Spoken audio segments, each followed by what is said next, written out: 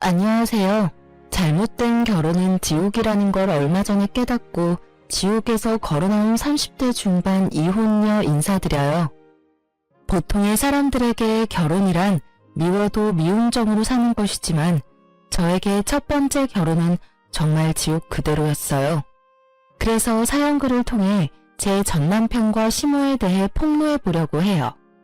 저는 그리 잘 사는 집딸은 아니었어요. 저희 집은 부모님과 저와 제 언니 총 넷이었는데 찢어지게 못 사는 건 아니었지만 넉넉한 형편도 아니었어요. 딱 입에 풀칠할 정도로 살았죠. 부모님은 안 해본 일 없을 정도로 여러 가지 일을 많이 하셨어요.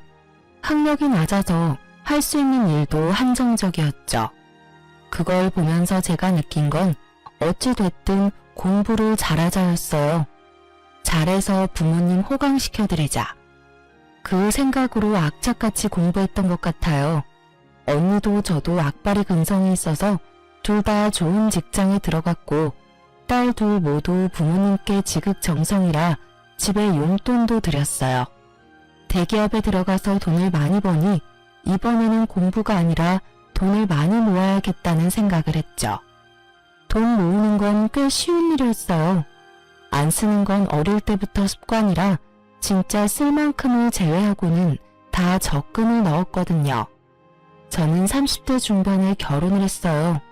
졸업 직후부터 일하기 시작해서 결혼까지 거의 10년 동안 제가 모은 돈은 7천만 원 정도 됐어요. 더 모을 수 있었지만 부모님께 드리는 용돈도 중요했기에 그럴 수 없었죠. 그 돈을 들고 결혼할 때도 친정에서는 도움을 주지 못했어요. 서운할 수도 있었겠지만 저는 그런 것보다 부모님이 노후를 위해 저축하고 아끼는 게 더 좋다고 생각했거든요. 남편은 저와 2살 차이로 시부의 가게에서 같이 일을 했어요. 저는 남편의 착하고 순진한 모습에 마음이 끌렸던 것 같아요. 그런데 그게 착하고 순진한 게 아니라 자기 의견 없이 발언권 큰 사람에게 끌려다니며 자기 생각은 없다는 걸 나중에 알아챘어요. 여기서 발언권이 큰 사람은 시모예요. 어느 집이나 대부분의 집은 시모가 힘이 제일 크죠. 어찌됐든 며느리에게는 말이죠. 남편은 한 달에 300 안 되는 월급에 시부 가게에서 일하는데 시부모는 번화한 거리 1층, 입지 좋은 곳에 가게도 차리고 돈도 잘 버는 사람들이었거든요. 엄청 부자는 아니지만 그래도 알부자쯤은 되었을 거예요. 솔직히 남편 모습을 보고 저는 시부모도 그 비슷한 사람일 거라고 생각했거든요. 그런데 전혀 아니었어요. 시모는 완전 다른 유형의 사람이었어요. 돈은 있지만 교양은 없는 무식한 졸부. 딱 이 말이 생각나는 사람, 그런 사람들이었거든요. 저희 신혼집 들어갈 때 남편이 모아둔 돈이 없어서 시댁에서 돈을 좀 해줬어요. 아파트의 반값인 3억을 해줬죠. 대신 저는 제가 그 당시 모은 7천만 원에 나머지 대출까지 받아서 그 집을 샀어요. 남편의 월급으로는 가능하지 않아서 제 명의로 대출을 해야 했고 그렇게 하는 김에 제 명의로 집을 하기로 했어요. 결국 남편은 아무런 도움이 되지는 못했죠. 그래도 시댁이 도와준 건 무척 다행이라고 생각해요. 물론 그 생각은 곧 사라졌지만요. 시모는 그 3억을 인질로 삼았어요. 자기 뜻대로 하지 않을 때는 그 3억을 들먹였어요. 저의 신혼집인데 제 집이 아닌 것 같은 기분이었어요. 그리고 시모에 대한 짜증으로 점점 더 스트레스를 받기 시작했어요. 결혼 후 3년차 됐을 때 그 스트레스는 완전 최고점을 찍었어요. 그리고 이혼에 대해 진지하게 생각하게 된 건 결혼 3년차 친정 어머니의 생일날이었어요. 보통 부모님 생신에 남편과 함께 부모님 댁에 가거나 부모님과 식사를 하잖아요. 그래서 저희도 그렇게 예약을 해뒀어요. 언니네 가족과 저희 가족, 그리고 부모님을 모시고 맛있는 코스 요리집에 가기로 했거든요. 그렇게 장소며 시간이며 다 정해놨는데 그날 아침에 시모에게 전화가 왔어요. 예, 오늘 우리 집에 좀 오거라. 오늘 손님 오기로 했는데 네가 와서 좀 거들어야겠다. 그 말에 저는 당황했어요. 약속이 잡혀있는데 갑자기 나오라고 하니 당연히 당황할 수밖에요. 어머님, 죄송한데 저희 오늘 약속이 있어요. 벌써 한 달 전에 잡아놓은 약속인데 그이한테 못 들으셨어요? 저희 친정어머니 생신이라서 식사하러 가기로 했거든요. 그러면 약속을 좀 미루던지 네가 좀 늦게 가면 되지 않니?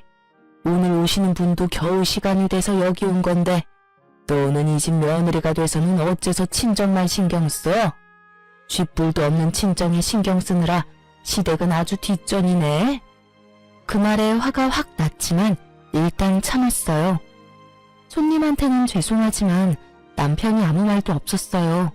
손님 온다고 했으면 제가 시간을 빼놨을 텐데요. 그래서 결국은 못 오겠다 이거니? 정말 기분 나쁘네.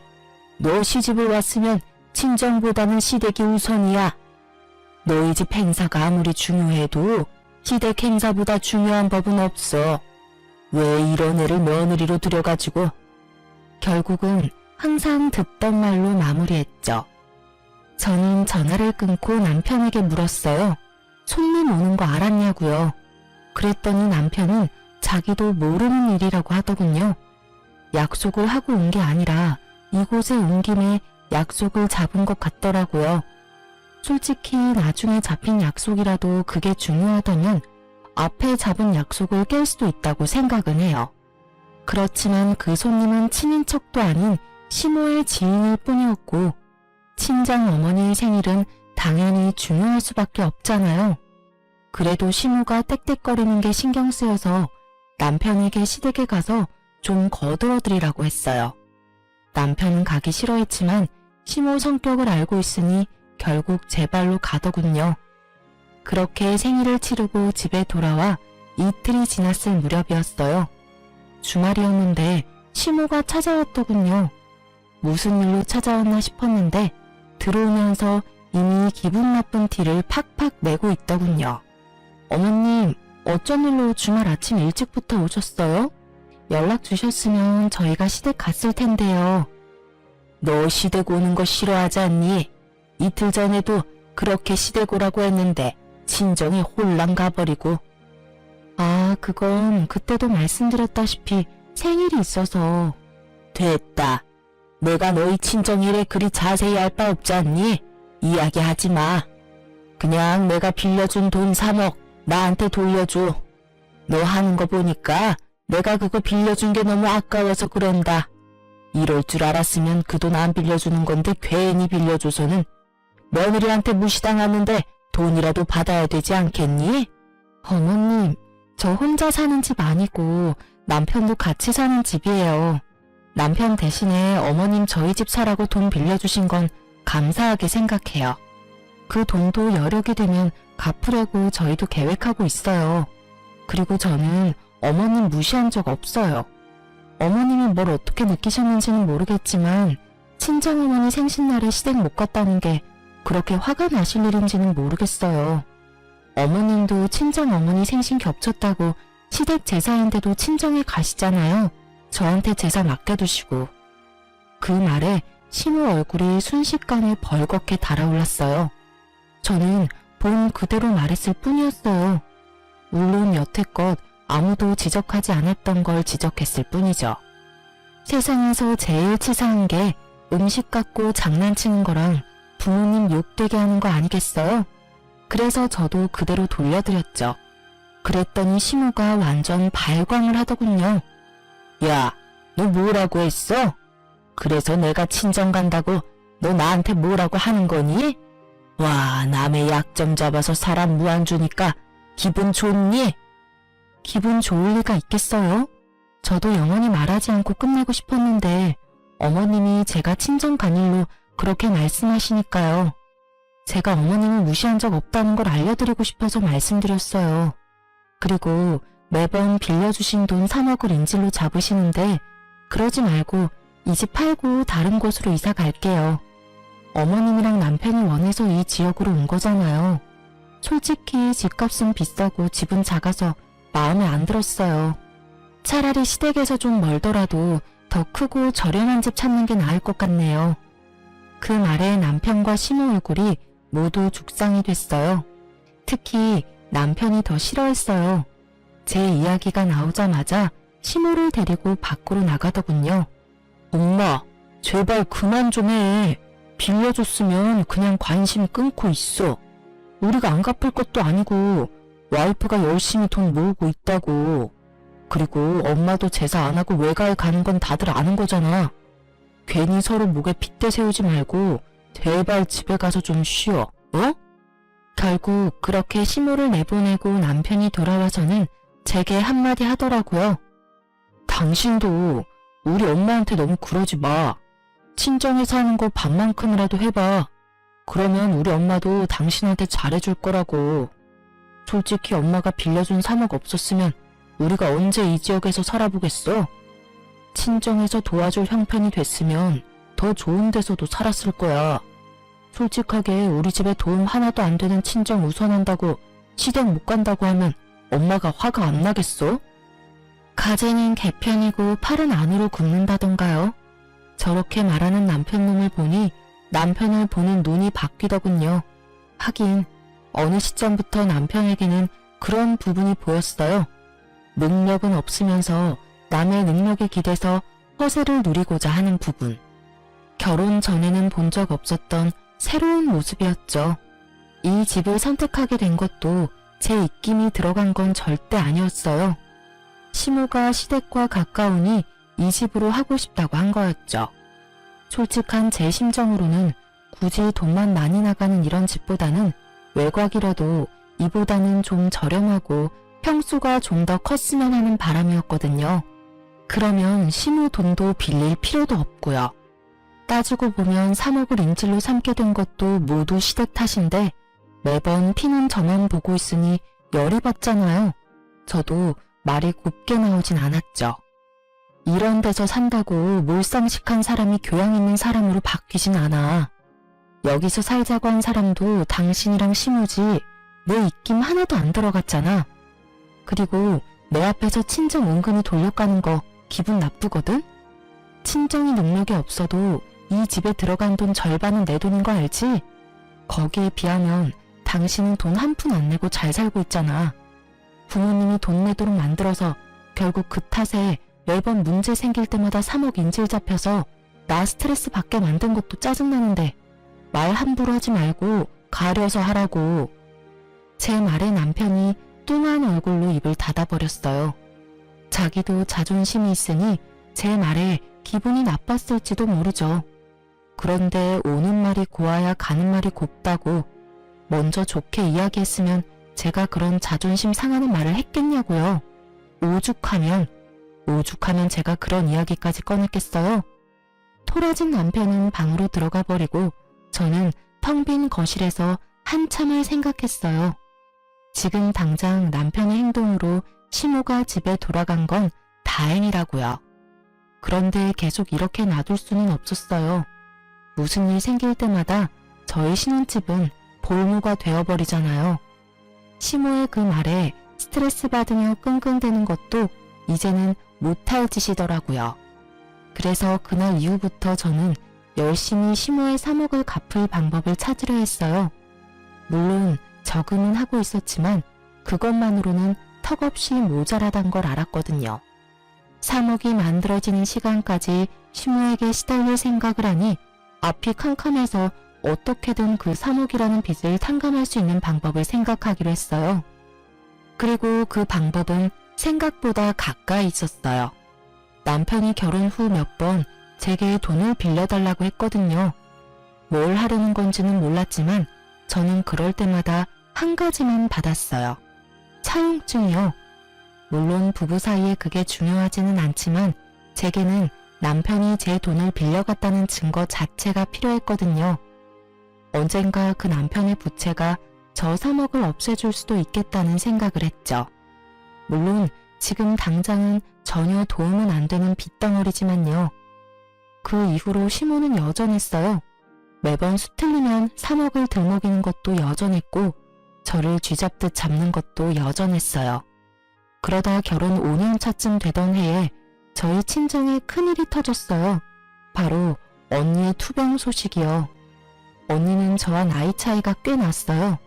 하지만 그 덕분인지 저는 엄마보다는 언니 밑에서 자란 것처럼 그렇게 언니 바라기로 컸거든요. 그만큼 언니는 제게 의미가 큰 사람이었고 부모님만큼 중요한 사람이었어요. 대학 갈 형편이 안 되는 저희 집에서 저를 대학에 보내도록 해준 게 저희 언니였으니까요. 그 은혜는 진짜 말로 할 수 없을 만큼 크다고 생각해요. 친정 엄마에게 언니의 신장이 안 좋고 이식을 해야 할지도 모른다는 이야기를 들었을 때 다음날 당장 병원으로 달려가 적합한지 검사까지 받았어요. 그리고 정말 다행스럽게도 저는 적합하다는 판정을 받았어요. 제가 이식을 해주겠다고 했더니 언니가 먼저 말리더라고요. 너 아직 애도 안 낳았어. 너한테 그런 역할 시키고 싶지 않아. 너한테서는 신장 안 받을 거야. 내가 어떻게 네 남은 삶을... 언니, 나 죽는 거 아니야. 그냥 좀 더 관리하면서 살게 될 뿐이라고. 신장 떼주고도 임신하고 애 낳는 사람 있어. 그러니까 너무 걱정하지 마. 나 몰라? 나 진짜 관리 잘할 자신 있는데? 그래도 안 된다며 거절하는 언니를 겨우 설득하고 나니 부모님이 저한테 미안하다고 고맙다고 하더라고요. 가족끼리 뭐 그러냐고 그랬죠. 솔직히 나는 다른 그 어떤 것보다 가족이 중요하다고 했어요. 가족 중 누가 아파도 나는 신장 떼줄 수 있다고. 내가 할 수 있는 거면 할 거라고 했죠. 부모님은 미안한지 내내 눈물만 훔치고 저는 공여자가 된다는 게 무섭기도 했지만 그보다 언니를 더 이상 보지 못할 수도 있다는 게 더 무서웠거든요. 어릴 때는 자매가 아니라 엄마처럼 알고 컸고 커서는 자매가 아니라 친구처럼 지냈어요. 그만큼 저에 대해 많이 알고 언니에 대해 많이 아는 저였으니까요. 그리고 그날 저녁에 저는 돌아와서 남편에게 이야기했어요. 우리 언니 신장이 안 좋아서 이식받아야 한대. 그래서 내가 해주기로 했어. 수술 날짜 잡히면 이야기해줄게. 뭐? 당신이 이식을 왜 해줘? 남편이 깜짝 놀라더군요. 그럴 수 있다고 생각했어요. 남편에게 말했죠. 언니가 나한테 어떤 사람인지 내가 연애할 때도 많이 말해줬잖아. 바쁜 친정엄마 대신 날 키워준 게 우리 언니야. 언니 아플 때 못 본 척하는 사람 되고 싶지 않아. 잠깐 기다려봐. 제 말에 남편이 다급히 제 말을 끊고는 어디론가 전화를 걸었어요. 스피커폰으로 전화를 하는 게 보이는데 시모였죠. 왜 갑자기 시모한테 전화를 하나 싶었죠. 시모가 전화를 받자 남편이 완전 폭발하더라고요. 엄마, 지금 큰일 났어. 와이프 처형한테 신장 한쪽 주기로 했대. 뭐? 그게 무슨 소리야? 당장 며느리 바꿔봐. 스피커로 듣고 있으니까 엄마가 설득 좀 해줘. 갑자기 무슨 신장이식인지. 저는 남편이 저를 생각해서 제가 신장이식 공여자가 되는 걸 싫어하는 줄 알았어요. 솔직히 시모가 싫어하는 것도 그런 이유라고 생각했어요. 참 순진한 생각이었죠.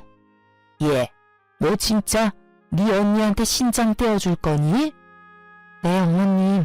언니 상태도 많이 안 좋고 제가 적합자이기도 하고 언니한테 신세진 것도 많으니 신장 이식해줄 생각이에요. 안 된다. 네가 왜 신장을 줘? 절대로 안 돼. 어머님, 제 걱정은 하지 마세요. 수술이 어렵긴 하지만 교수님도 실력 있으신 분이고 관리만 잘하면 괜찮다고 하셨거든요. 누가 네 몸 걱정해서 이런 말 하니? 네가 신장 떼고 나면 나중에 우리 아들, 우리 식구들 아플 때 네 신장 하나면 누가 그걸 줘? 네 신장은 남겨놔야 우리 가족들도 여차할 때 안심이지. 신장 하나 떼주고 나면 다른 이식이나 수술은 안 될 거 아니야? 그 말에 저는 순간 말을 잃었죠. 제 몸 걱정이 아니라 제 몸을 시댁 아플 때를 위한 여유분으로 생각하는 시모의 말에 제 귀를 의심했어요. 며느리가 그런 용도의 사람이 아니잖아요. 그래, 당신 잘 생각해. 솔직히 나는 당신이 공여자 되는 거 싫어. 걱정된단 말이야. 그래도 남편만은 내 몸을 생각해주는구나 싶어서 안심하려던 그때 남편이 말하더군요. 당신 이식 수술하고 나면 찰리는 누가 해? 나 혼자서 밥하고 빨래하는 거 나 못해. 당신도 잘 알잖아. 당신이 해줘야 하는 데다가 당신 아파서 쉬면 월급은? 솔직히 당신이 좀 더 버는데 그 월급 없으면 우리 좀 힘들지 않아? 제 몸 걱정이 아니라 지 몸 걱정하는 남편님 말에 저는 다시 말을 잃었죠. 친언니가 저한테 어떤 사람인지 남편은 잘 알고 있으면서 제게 그런 말을 하는 거예요. 진짜 남편은 머리통 한 대 날리고 싶었어요. 시모는 그 이전의 문제였죠. 정말 대단한 모자지간이라고 생각했어요. 어쩜 둘이 똑같이 몰상식할 수 있는지. 콩콩 팥팥이라고 딱 시모시는데 남편 난 거예요. 저는 너무 열받아서 남편에게 말했어요. 내 몸이고 내가 알아서 할 거야. 게다가 어머님도 이상한 말씀하시네요. 어째서 제가 시댁 식구 아플 때 이식을 해줄 거라는 전제로 이야기를 하시는지 모르겠네요. 제가 주겠다고 언제 계약서라도 썼어요? 그런 건 계약서를 안 써도 당연히 해야 하는 거 아니니? 네 남편이 지금 당장 아프다고 하면 당연히 네가 이식이든 뭐든 해야 하는 거 아니냐고. 물론 부모인 우리들이 아파도 마찬가지지. 며느리가 돼서 그런 건 당연한 거야. 그러니 친정에 신장 이식하는 건 절대 안 된다. 우리는 절대 반대야. 제가 제 가족한테 주는 게 뭐가 문제예요? 어머님, 남편이 아파서 이식할 상황이 왔을 때 제가 상황이 안 되면 시댁 식구 중에 누구 하나가 이식해 주겠죠. 왜 저한테 그걸 다 하라고 하는지 모르겠네요. 장기 맡겨놓으셨어요, 저한테? 아니면 며느리 아주 마음에 들지도 않는데 그럴 용도로 쓰려고 결혼시키셨어요? 시집 온다는 게 그런 거 아니니? 친정보다 시댁이 우선인 게 당연한 일 아니냐고. 너 항상 그런 식으로 삐딱하게 구는데 이번에는 절대로 그냥 못 넘어가. 너 그 이식 아주 하기만 해봐. 두 사람이 뭐라고 반대를 하든 저는 이식할 거예요. 이미 날짜도 다 잡아놨고요. 저는 그렇게 말하고 대화하기 싫다는 듯 집을 나와버렸죠. 저런 인간들을 가족이라고 데리고 있는 제가 너무 불쌍하고 비참하더라고요. 제 가치가 그것뿐이라는 듯 말하는 시모의 남편이 너무 짜증나고 열받았어요. 집에 돌아오니 꼬치꼬치 언제 수술이냐고 묻는 남편에게는 대답조차 해주지 않았어요. 분명히 반대하면서 방해할 게 뻔해 보였거든요. 그리고 제 예상 그대로 시모의 남편은 어떻게 알아냈는지 이식 수술날 집 앞에서 저를 막고 섰어요. 가지마. 너 경고했어. 별것도 아닌 집안에 네 몸뚱이 주는 거 나 용납 못해. 그 몸 고스란히 시댁 가족을 위해서 관리나 하라고. 안 그래도 너희 시아버지 요새 간이 안 좋아서 힘든데 혹시라도 이식할 상황 생기면 네가 책임져야 하지 않겠어? 이런 식으로 몸 상태 망가뜨리는 거 난 용서 안 할 거야. 그만 좀 하세요. 두 사람 다. 도대체 왜 이러시는 건데요? 그리고 제가 시댁에 간이라도 맡겨놓은 줄 아세요? 그리고 적합검사 몰라요? 어차피 제가 주고 싶어도 적합검사에서 떨어지면 못 주는 거라고요. 언니랑 제가 맞은 건 자매라서 확률이 높았던 거였고요. 시댁 가족이랑 제가 그쪽으로 적합할 확률은 거의 없다고요. 제 말에도 시모는 아주 막무가내였어요. 그런 말로 나 속이려 해도 나는 안 속아. 어찌됐건 너도 이식 후보에 오르려면 몸 상태 무조건 좋아야 하는 거 내가 모를 줄 아니? 만약 이 상태로 진짜 가면 너 우리 아들이랑 이혼하게 될 거야. 가고 싶으면 이혼 생각하고 가. 그 말에 저도 확 돌아버렸죠. 아니 이 사람들이 뭔데 제가 제 가족을 위해 하겠다는 일을 막는 건지 솔직하게 말해볼까요? 만약 어머님과 남편이 제 몸 걱정해서 혹시라도 이세가 생겼을 때 제가 감당하기 힘들어할까봐 이식을 막았다면 저도 다시 생각은 해봤을 거예요. 지금 제 가족은 남편이 맡고 친정집을 위해서 가족의 걱정을 무시하는 것도 미안한 일이니까요. 그런데 아다르고 어다르다고 이식을 반대하는 이유가 저딴 저급한 이유였다뇨. 그걸 듣고 나니 괜한 반발심에 언니에게 더 주고 싶어지더라고요. 게다가 신장 이식해주려면 이혼을 생각하라는 시모 말에 저도 참다 결국 터져버렸죠. 아, 그러세요? 그러면 이혼 생각하고 계세요. 저는 언니한테 신장 이식해주는 거 포기 안 해요. 아니, 포기 못해요. 어머님 남편 말하는 거 들으니 기가 막혀서 오히려 더 해주고 싶네요. 야, 진짜 며느리를 뭐라고 생각하는 거야? 당신도 마찬가지야. 남편이 되어가지고는 고작 몇 주 살림하는 거 힘들다고 처형 다 죽어가는데 이식해주지 말라고. 찌질하기가 아주 역대급이야, 그치? 너 같은 인간이랑 내가 살 맞대고 살았다고 생각하니까 징그러워서 소름이 돋아. 우리 식구들 앞에서는 온갖 착한 척 다 하더니 결국은 제 몸 생각해서 처형 아픈 거 모른 척하는 꼬락선이라니. 비켜! 결국은 남편과 시모를 놔두고 빡 돌아버린 저는 거칠게 현관문을 열고 밖으로 나갔어요. 뒤에서 시모가 고래고래 고함을 질러대더군요. 오냐! 누가 후회 하나 두고 보자! 너 신장 하나 주고 얼마나 잘 살 수 있겠어? 그런 병신 같은 며느리 우리 쪽에서 사양이야! 정말 마지막까지 사람 기분 상하게 하는데 도가 틈분이다 싶었어요. 그 이야기 싹 무시하며 병원으로 갔어요. 제 기분과는 상관없이 수술은 잘 됐어요. 그리고 이후 입원해 있는데 시모가 남편을 대동하고 병원으로 왔더군요. 그때는 병실에 딱 아무도 없는 상황이었어요. 친정 부모님이라도 있었으면 저 대신 욕을 해주셨을 텐데 천하의 지랄 맞은 성격인 저라도 아플 때 그 사람들 얼굴을 보니 만사가 다 귀찮아지더라고요.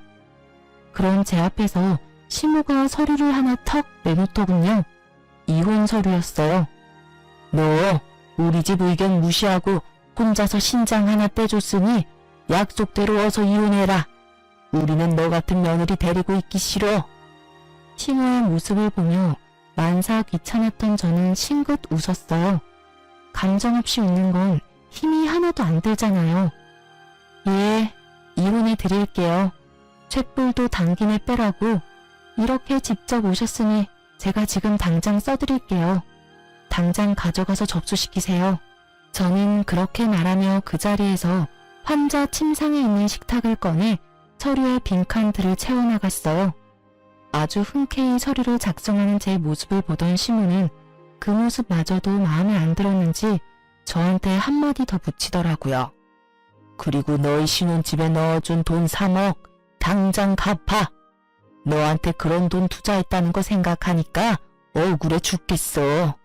그 돈으로 재테크를 했으면 돈을 더 벌었겠지.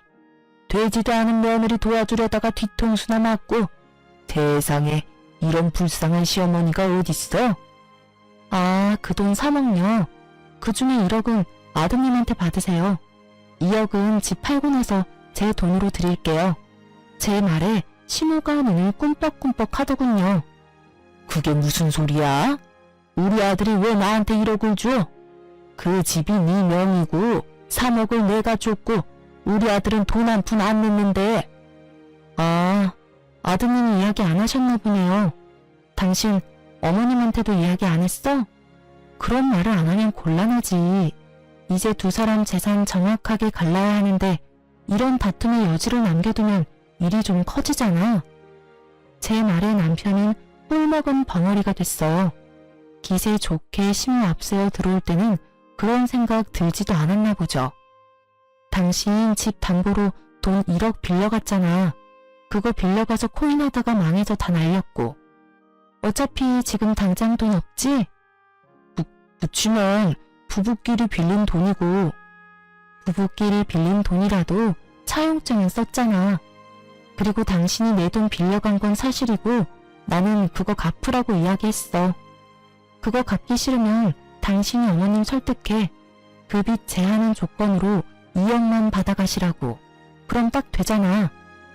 눈앞에서 받아야 할 돈이 3억이 2억으로 바뀌니 시모가 화가 나서 버럭거리더군요.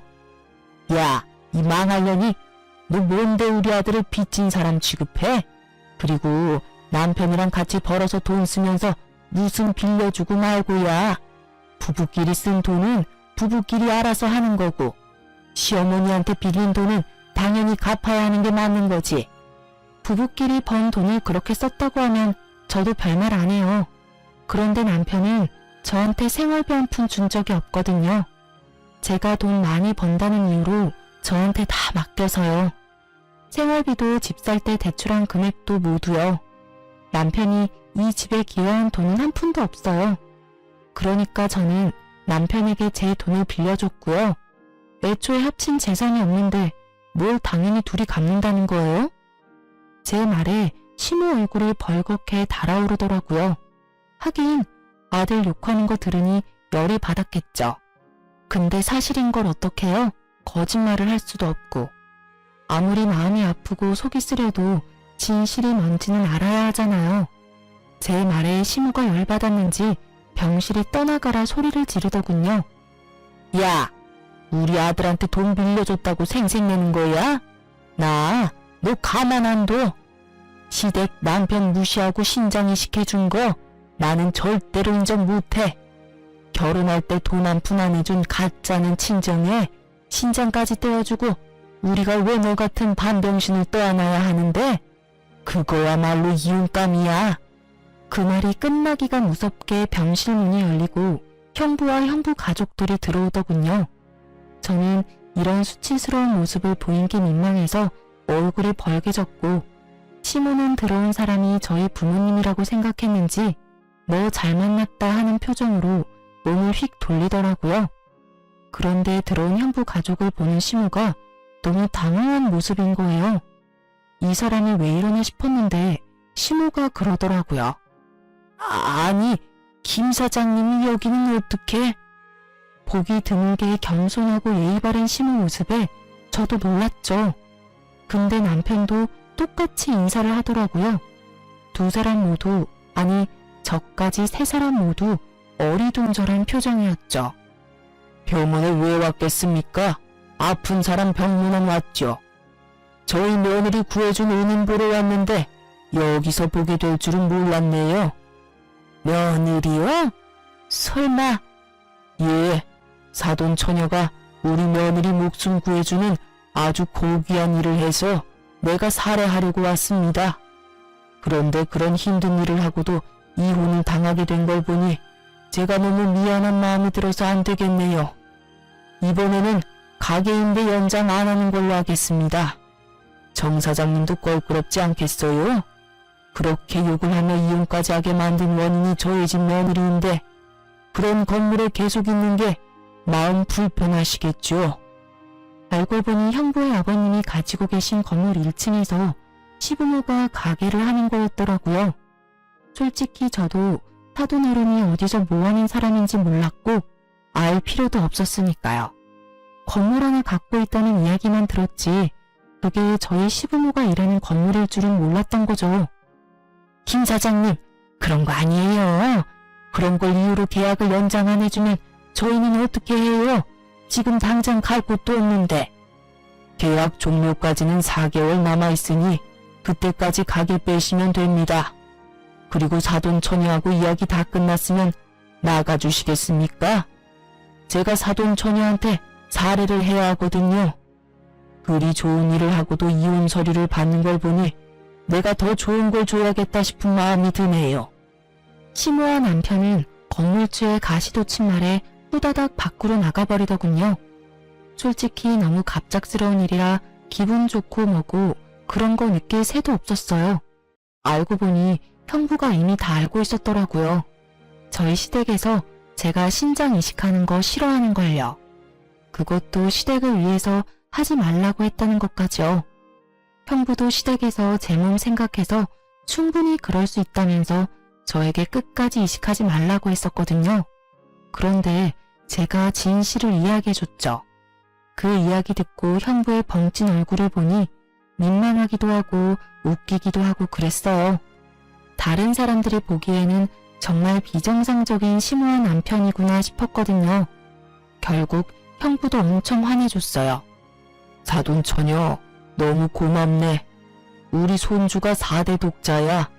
그런 소중한 손주 낳아준 며느리고 그만큼 손주에게는 너무나 사랑하는 엄마이고 아들에게는 너무나 사랑하는 아내지. 그런 며느리를 잃으면 우리 집안 전체가 너무 힘들었을 거야. 그래도 사돈 처녀가 너무 감사한 마음으로 며느리를 살리게 해줘서 내가 너무 감사하네. 평생을 관리하며 살아야 할 사돈 처녀한테 내가 정말 뭐라도 꼭 해주고 싶은 기분이야. 별 말씀을요. 사돈 어른께 저희 언니가 소중한 며느리이듯이 저한테는 소중한 언니잖아요. 저를 위해 젊은 시절을 희생한 언니를 위해서 이 정도도 못하면 안 되죠. 제가 하고 싶어서 한 일이니까 정말로 신경 안 쓰셔도 돼요. 사실은 밖에서 무슨 일이 있었는지 다 들었는데 그 집에 2억을 줘야 한다 하지 않았나? 아, 저희 신혼집 살 때 시어머니가 3억을 해주셨거든요.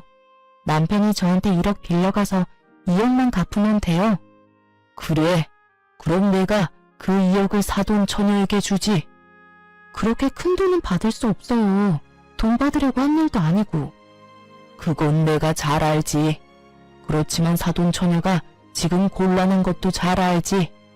지금 그 집 팔면 손해야. 그러니 내가 2억을 줄 테니 그걸로 그 시댁이나 얼른 떼어버려. 인간 안 되는 사람들이야.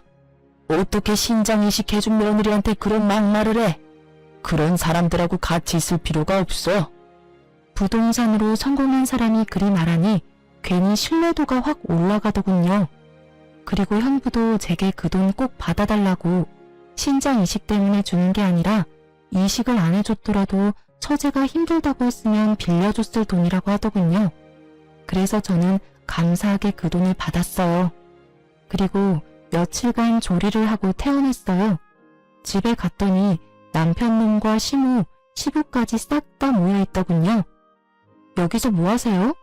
어머님한테 어제 2억 붙여서 저희 이미 계산 다 끝난 걸로 아는데 무슨 할 이야기 더 남으셨어요? 제 말에 시모가 아닌 시부가 답하더군요. 아가, 너희 시어머니가 너한테 무슨 짓 했는지 내가 다 들었어. 나는 정말로 그 옆에 내가 그런 짓 할 거라는 거 생각도 못했어.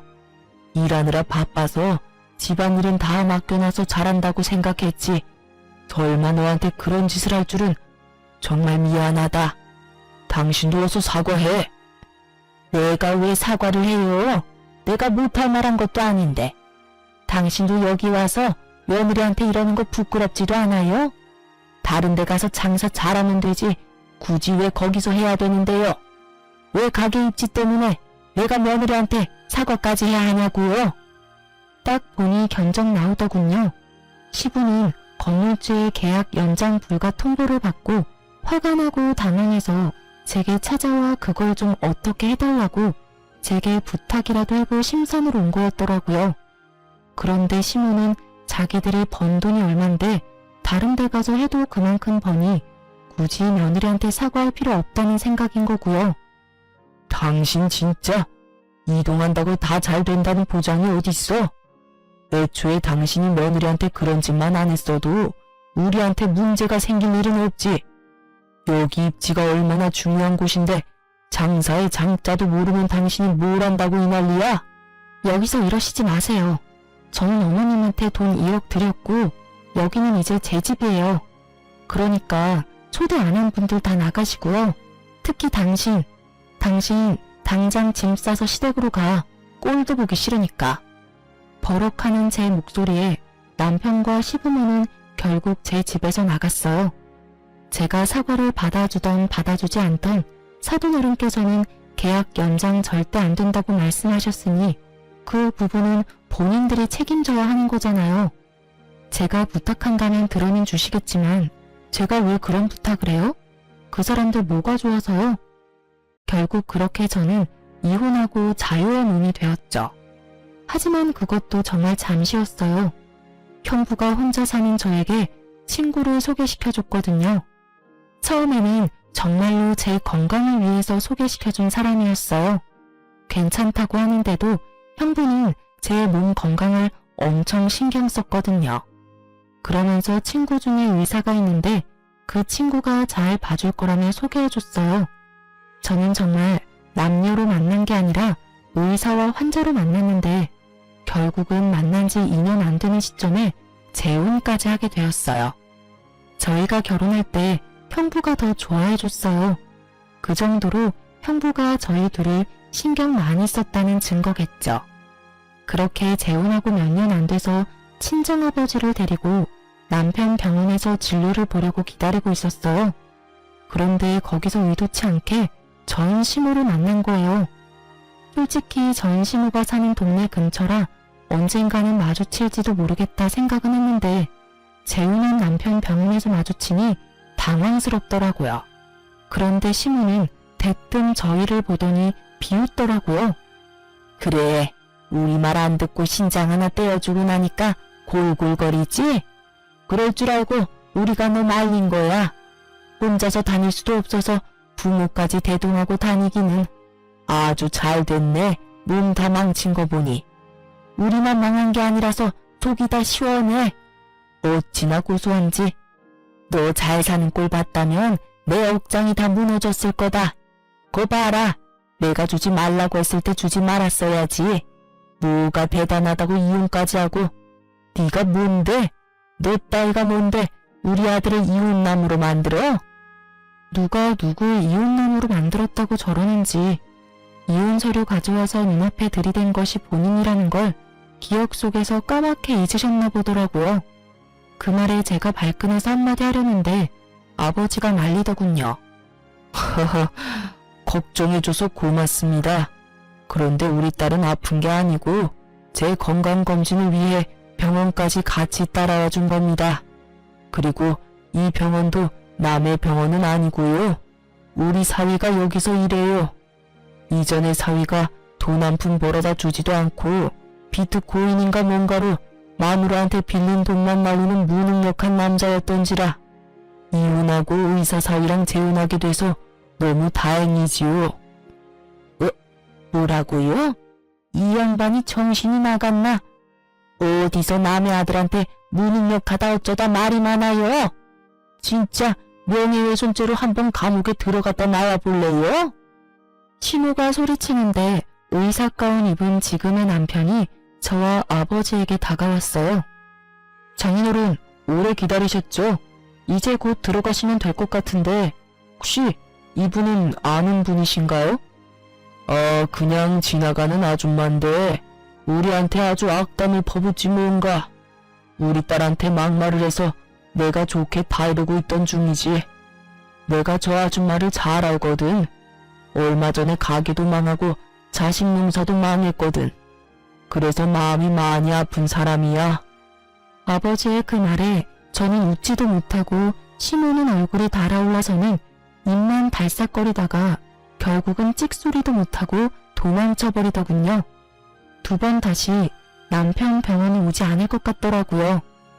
친정아버지는 시모에게 한 방 먹인 게 기분이 좋았는지 검사받는 내내 허허거리시고 저는 시모의 그 도망치듯 떠나는 모습이 떠올라 솔직히 속이 시원했어요. 이혼하고 나서 자유의 몸이 된 게 너무 즐거웠지만 한편으로는 걱정도 많이 했어요. 건강 상태가 나쁜 상태로 이혼을 진행했어야 했고 혼자 집에 있는 것도 힘들었어요. 하지만 다른 가족들이 정말 잘 도와줘서 이혼도 건강도 잘 정리된 것 같아요. 자존심 때문에 혼자서 모든 걸 하려고 했다면 결국 망하는 건 저였을지도 모르죠. 그렇지만 주변의 도움을 많이 받을수록 점점 저는 더 평온하게 살 수 있게 됐어요. 지금의 남편과 언니, 형부에게 너무 고마워요. 그리고 돈 빌려준 걸로 사람을 매번 괴롭히는 전 시모와 돈 한 푼 안 주면서 시모 능력의 빌부터 뭐든 자기 위주로 생각하는 전 남편과 손절한 게 다행이었죠. 지금도 그때를 생각하면 열이 확 오를 때도 있어요. 그걸 참고 살았다면 제정신으로 살지 못했을 거라는 생각도 많이 들 정도예요. 이혼은 가볍게 결정할 일은 아니에요. 그렇지만 내 남은 인생을 어떻게 사는지를 결정하는 일이긴 하죠. 결혼이 인생의 가장 중요한 선택이듯 이혼도 남은 인생을 어떻게 보낼 수 있을지를 선택하는 중요한 분기점이 될 수도 있어요. 글을 쓰면서 많은 생각이 교차했지만 결국에는 이혼은 참 잘했다 싶어요. 마음이 편안하다는 건 그 무엇보다 중요하거든요. 남들 눈에는 별거 아닌 일들이 제게는 너무도 힘들고 큰일이었듯 어떤 이유로 이혼하든 그것은 그 사람에게는 아주 큰 이유가 있는 거라고 생각해요. 이혼 전에는 그런 생각 못했거든요. 결혼하고 나서야 보이는 것들이 또 있는 것 같아요. 쓰다 보니 글이 길어지게 됐네요. 읽어주신 분들 감사합니다.